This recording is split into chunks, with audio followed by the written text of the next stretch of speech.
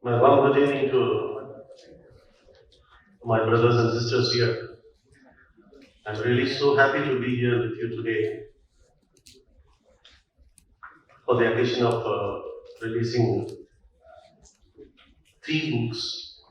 One is from Qatar Publication and another two is by Restart Publication, which is much needed in this situation, what the country is facing right now.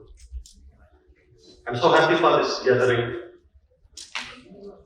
The numbers may be less today, but sizable crowd is there. But I don't believe about the numbers because Christianity started and followed by a single person, Jesus. But now it is a largest religion in the world. So I don't believe about the numbers in starting.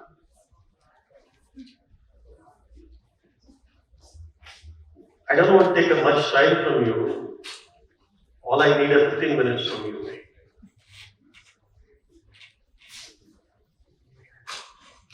I want to share some thoughts about the legacy of Periyar and the relevance of his ideology in the current scenario.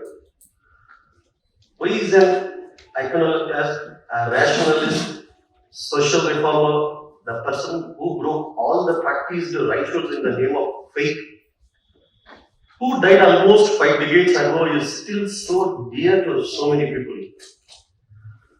Indian socio-economic political structure rooted on caste hegemony, created by Brahmanism, which cunningly imposed that Sanskrit language is the mother of the Dravidian race, and the Varnashrama principle taught by its the basic principle of the Dravidians. Simply, Indian political scenario is divided into two parts. One is a Brahmanism and another one is a anti-Brahmanism. Brahmanism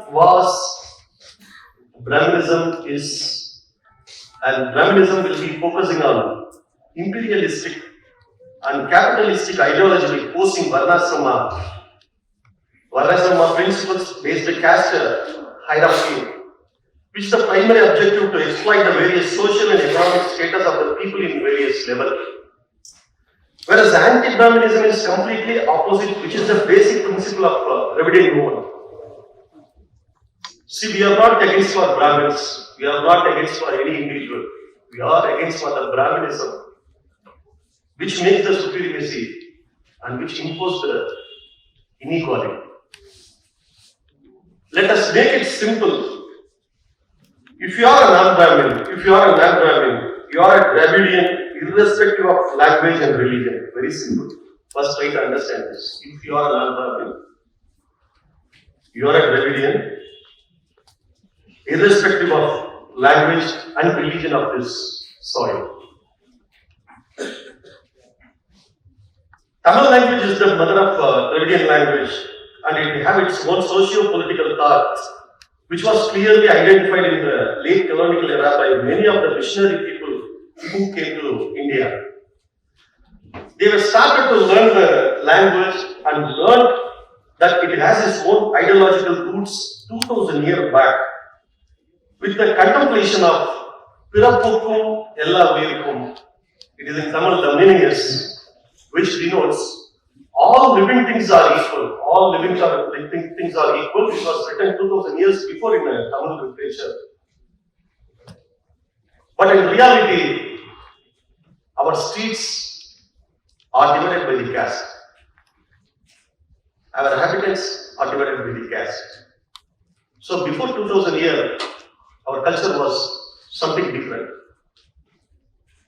And another one thing they learned, Yadam Ure Yavaram Kelil means every place in this world is our inhabitants and all the inhabitants are our relatives. The ancient ideology of this geography is anti-Brahmanism. Few identical from the backward community like Dr. C. Nadesan along with Dr. T. M. Nair and Sarbi T. Karaya from the Madras Presidency identified this and started the Justice Party on 20th November 1916 as a result of a serious non-Brahmin conference and meeting in the presidency. Even before this movement, See, Ayodhya Pandidar and Divan Bahadur Rakamalai Srinivasan founded the Panchamar Mahajan Sabha in 1891, which is the socio-ethical movement for the social empowerment due to the fact that they are oppressed by the Brahminical caste terminology. This movement was suppressed by the dominance. Later, it was strongly and clearly denoted by Tandai Periyar's self-respect movement, which was started in 1925. From there, this mass conceptualization of anti-Brahminism is elaborated as a Dravidian movement. This dynamic social movement aimed at destroying the contemporary Hindu social order and its totality and creating a new rational society without caste, religion, and God. He is known as the father of the Dravidian movement. He rebelled against Brahminical dominance and gender caste inequality in Tamil Nadu. Normally, people think that if you think about the Periyar, he is against God or he is an atheist. This is the one and only thought whenever people think about the Periyar, but it is not 100% right. He saw the caste inequality. Some people are suppressed by the name of birth. He questioned why. So he got the answer that it was said in the Vedas. This caste discrimination was said in the Vedas, which we are following now. This is their fate. If they are born in a particular caste, they must be a scavenger. This is their fate. Then he questioned who has written the Vedas. He got the answer. God has given the Vedas. So if a God do the discrimination among the creature made by him, then it is not a God. He never said there is no God. If it is a God, then it is not a God. We have to understand this from this perspective. And the Periyar found to be one of the biggest revolutionary of India due to his thoughts on secularism. When Brahminism was on the horizon, he was enormously popular with the masses. He has rebelled against innumerable injustice during his entire lifetime with a selfless legacy that lives through the society even today, which demands social reforms. Social justice in the view that everyone deserves equal economic, political and social rights and opportunities. Social workers aim to open the door of access and opportunity for everyone, particularly those in greatest need.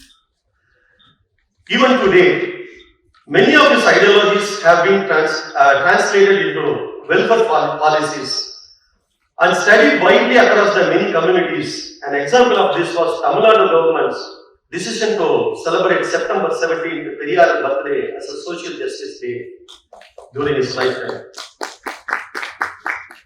Periyar paved the way for several revolutions and openly questioned the many influential people at the time, including Mahatma Gandhi.